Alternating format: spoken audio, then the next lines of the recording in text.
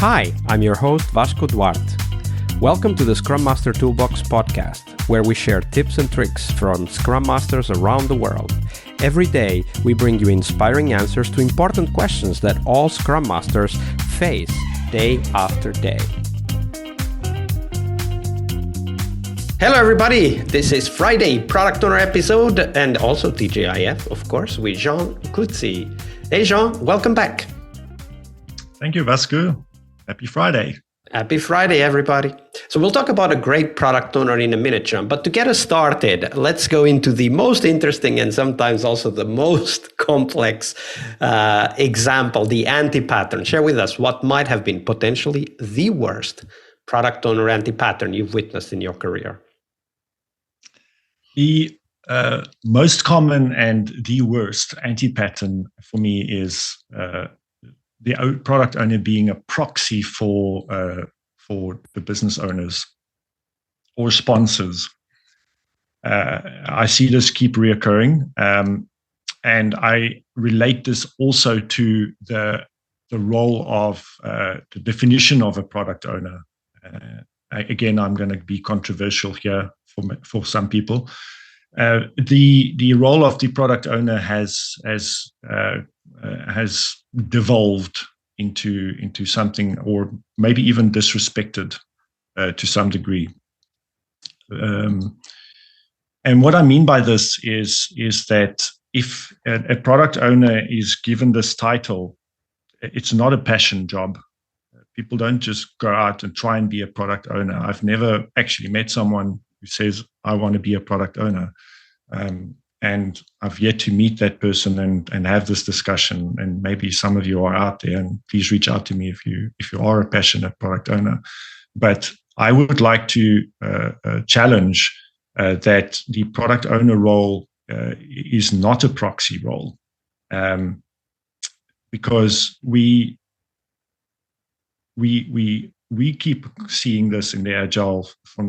This I'm speaking from an Agile coach's perspective.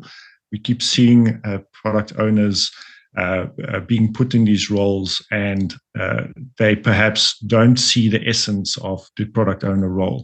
And it's not to say that product owners are not doing their job. They are doing fantastic jobs for the most part. But I think they are set up for failure in a lot of cases, where they are put in this proxy role. They are meant to convey information from the business or from the customer, if you're lucky, to the team. And they translate. They are a translator, and maybe not a translator even, perhaps even someone that just passes the message, a messenger. Broken telephone.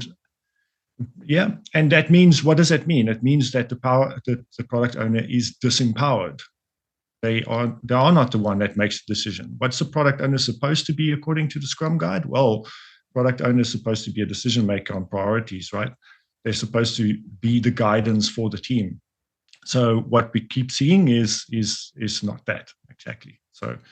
And this also goes back to the topic of ownership that we've discussed several times this week with you, which is the idea that if all the product owner is expected to is to either translate or document or communicate, then they have no ownership. And coming back to your initial statement, how can anyone without ownership be an effective product owner or even a passionate product owner?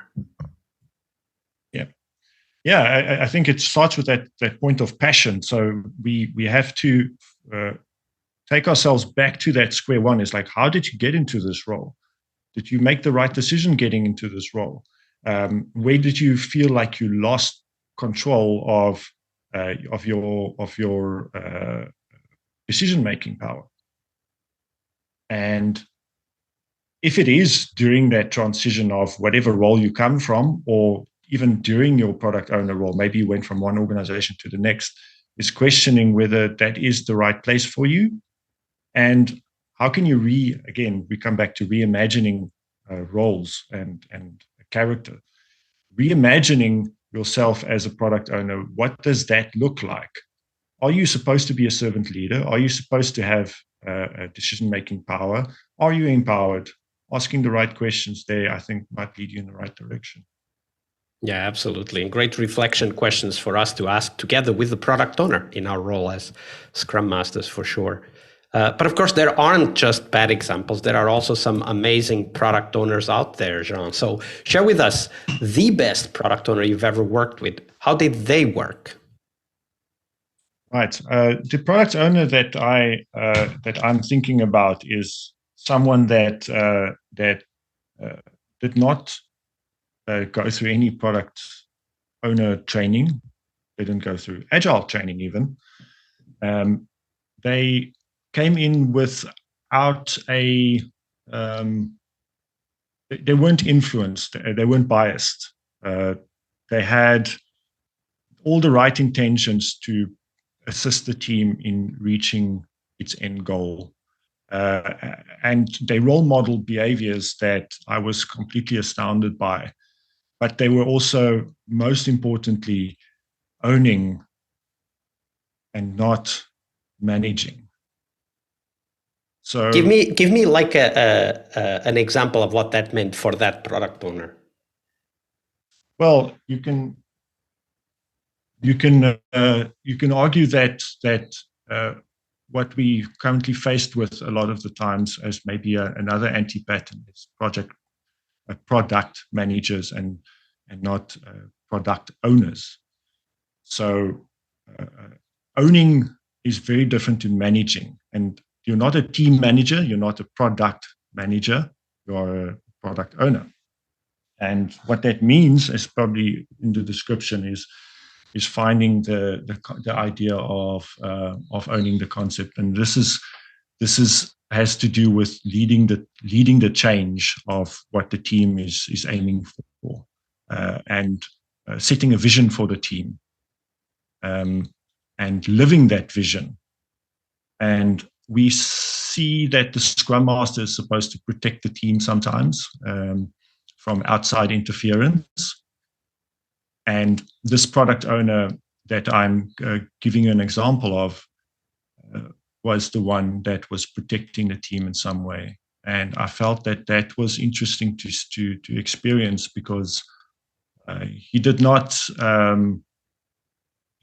need to do much to be that protective layer. All they needed to do was make sure that the team had that purpose and vision that they could aim for, and supporting them, congratulating them, giving them recognition where it deserves, but also putting them out there.